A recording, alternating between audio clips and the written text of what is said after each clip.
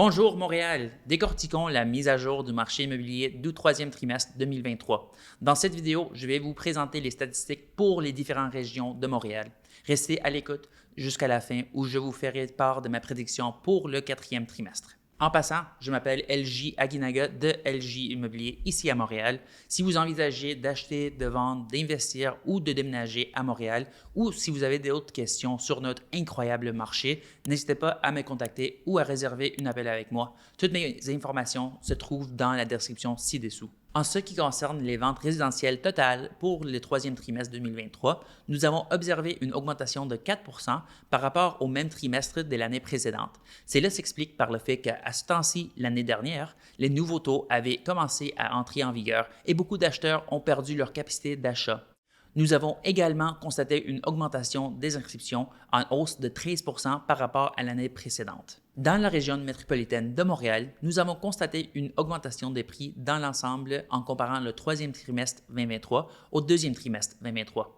Les maisons ont connu une augmentation de 2,2 avec un prix moyen de 664 000 les condos de 2,4 à un prix moyen de 462 000 et enfin les multiplex de 1 à un prix moyen de 762 000 Si nous prenons du recul, les prix sont en baisse par rapport à ce qu'ils étaient il y a 12 mois. Cette baisse de prix rend le moment propice pour investir sur le marché.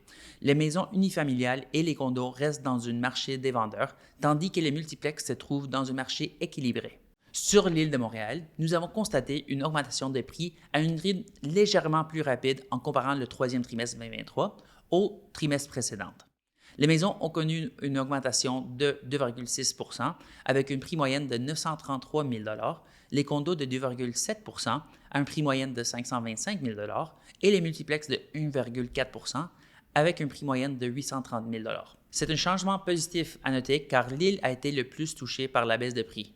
En ce qui concerne le nombre de jours sur le marché, nous avons observé une augmentation du temps nécessaire pour vendre une propriété sur l'île de Montréal au troisième trimestre 2023 par rapport à la même période en 2022.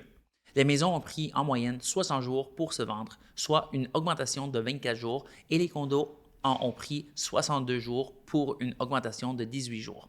Pour ce qui est des multiplex, ce fut une moyenne de 71 jours pour se vendre. On parle donc d'une augmentation de 22 jours. En ce qui concerne le type de marché dans lequel nous nous trouvons, l'île de Montréal tend vers un marché équilibré dans les catégories des maisons unifamiliales et des condos, tandis que les multiplex sont dans un marché équilibré, mais commencent à se rapprocher à nouveau d'un marché des vendeurs. Laval a enregistré les augmentations de prix les plus marquées de toutes les sous-régions de la région métropolitaine de Montréal, en comparant le troisième trimestre 2023 au trimestre précédent.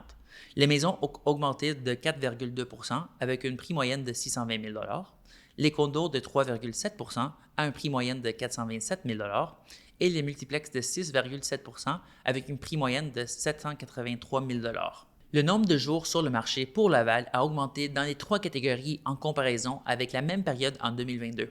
Les maisons ont mis en moyenne 41 jours, une augmentation de 14 jours. Les condos ont mis 52 jours, une augmentation de 16 jours. Et enfin, les multiplex ont mis 82 jours, une augmentation de 38 jours. Les multiplex à Laval se trouvent dans un marché d'acheteurs, tandis que les maisons unifamiliales et les condos restent dans un marché des vendeurs. La Rive-Sud a connu des changements négligeables par rapport au trimestre précédent. Les maisons ont augmenté de 0,3 avec un prix moyen de 625 000 les condos de 4,1 à un prix moyen de 398 000 et les multiplex de 1,8 avec un prix moyen de 655 000 Enfin, le nombre de jours sur le marché pour la Rive-Sud a également augmenté dans les trois catégories en comparant le troisième trimestre 2023 au troisième trimestre 2022. Les maisons ont mis en moyenne 45 jours, une augmentation de 16 jours. Les condos ont mis 49 jours, une augmentation de 19 jours. Et les multiplex ont mis 71 jours, une augmentation de 30 jours. Tout comme sur l'île de Montréal, les maisons unifamiliales et les condos de la Rive-Sud se trouvent dans un marché des vendeurs, tandis que les multiplex sont dans un marché équilibré. Maintenant que vous avez toutes les données, que signifie tout cela? Eh bien, les prix sont en hausse dans l'ensemble. Les vendeurs doivent attendre plus longtemps pour obtenir leur prix, mais leur patience porte ses fruits. Et cela, malgré des taux d'intérêt au plus haut niveau de l'histoire récente au cours du trimestre. Le fait que nous ayons vu les prix continuer à augmenter lentement montre la solidité du marché de Montréal. Le quatrième trimestre devrait probablement être assez calme compte tenu des taux d'intérêt actuels.